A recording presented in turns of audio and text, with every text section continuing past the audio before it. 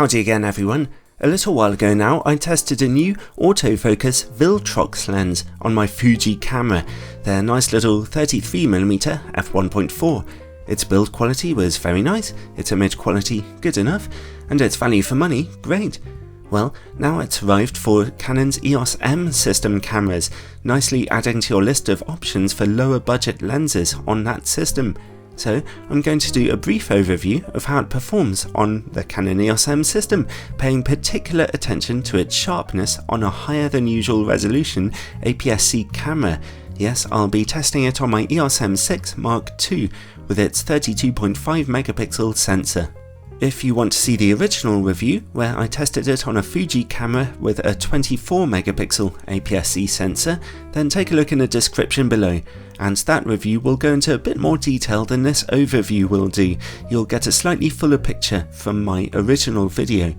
The Canon EOS M version of this lens is slightly less expensive than the Fuji and Sony versions, being $260 or about £250 in the UK, making it potentially incredible value for money for an autofocus lens with such a bright maximum aperture. I'd like to thank Viltrox for sending me a copy of this lens for testing, although as usual this is a totally independent review. At the time of writing, the new Canon version of the lens has the same nice metallic build quality of the Fuji and Sony versions, but only comes in silver. I'm never sure how to feel about silver coloured lenses, but actually on my EOS M6 Mark II it suits the silver top and bottom plates of the camera quite nicely. According to Viltrox, a black version of the lens should come eventually. The lens is still not weather sealed, but you do get a USB port embedded in the mount for firmware updates in the future, and Viltrox tend to be quite good at updating their lenses periodically. The autofocus motor works quite quickly, but it does take a tiny extra moment to solidly lock onto your subject before taking your picture. Still, it worked accurately, which is the main thing for me. The focus ring responds quite well to being turned, although it works in steps that could perhaps be a tiny bit more precise. In common with the Fuji and Sony versions of the lens, the aperture ring still turns smoothly. When you're shooting video and you turn that aperture ring, you actually get a smooth aperture changing response, although it jumps a little between f1.4 and f2. You get a nice silver hood to go with the lens on this Canon version, and it retains its 52mm filter thread size, and it still does not have image stabilization. On the whole, it works very nicely, and Viltrox seem to have done a good job in putting together this Canon implementation. So let's see about image quality. As I already mentioned, I'm mounting it onto a Canon EOS M6 Mark II here, which has a 32.5 megapixel sensor, one of the most brutally demanding I've ever used. At f1.4, in the middle of the image, the lens is a little on the soft side, but not disastrously so.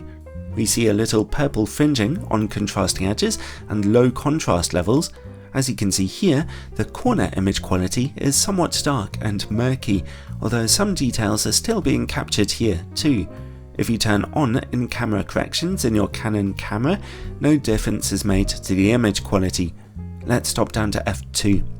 There's more brightness in your corners now, and contrast has improved a bit.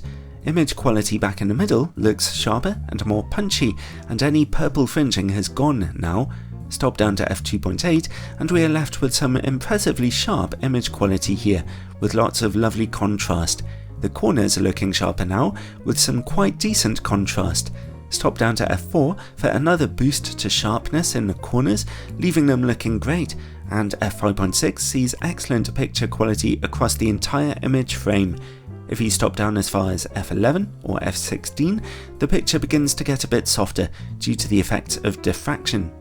So overall, on a camera sensor as incredibly demanding as this one, and considering the lens's price, its image quality is quite acceptable. Sharpness at its widest apertures is just usable, if not particularly impressive, but as you stop down the lens's aperture, it gets a lot sharper quite quickly. When it comes to distortion and vignetting, it's the same story as on the Sony version of the lens here.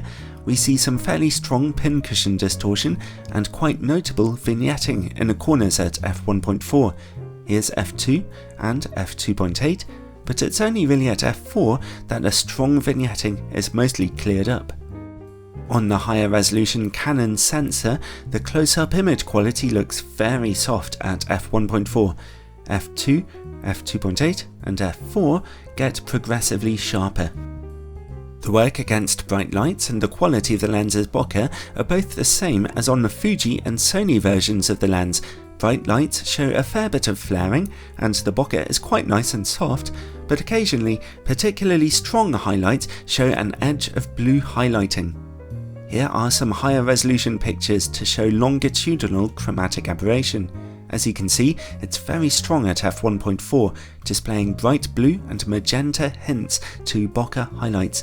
As you stop down to f2, f2.8 and f4, it improves, eventually going away.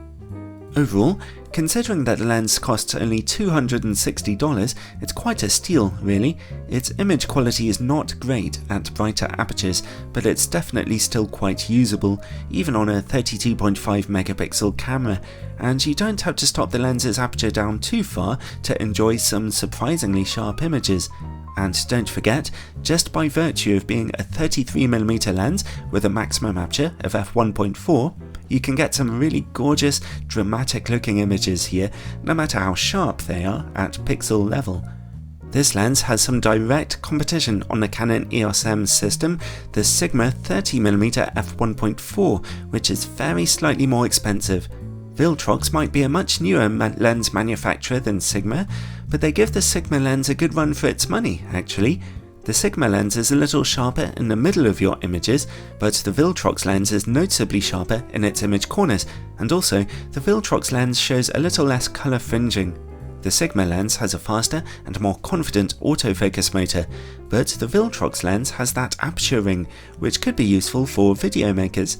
The Sigma lens has sharper close-up image quality and shows less flaring when bright lights are in the picture, but the Viltrox lens's bokeh is a little smoother and it costs a little less money too. Well, have fun making your mind up between those two. They both come recommended, considering their low price. Whichever one you choose, it really is fantastic to see a healthy array of low-budget lens options on the Canon EOS M system now, which will make the camera system on the whole a lot more attractive for beginners and those on a low budget.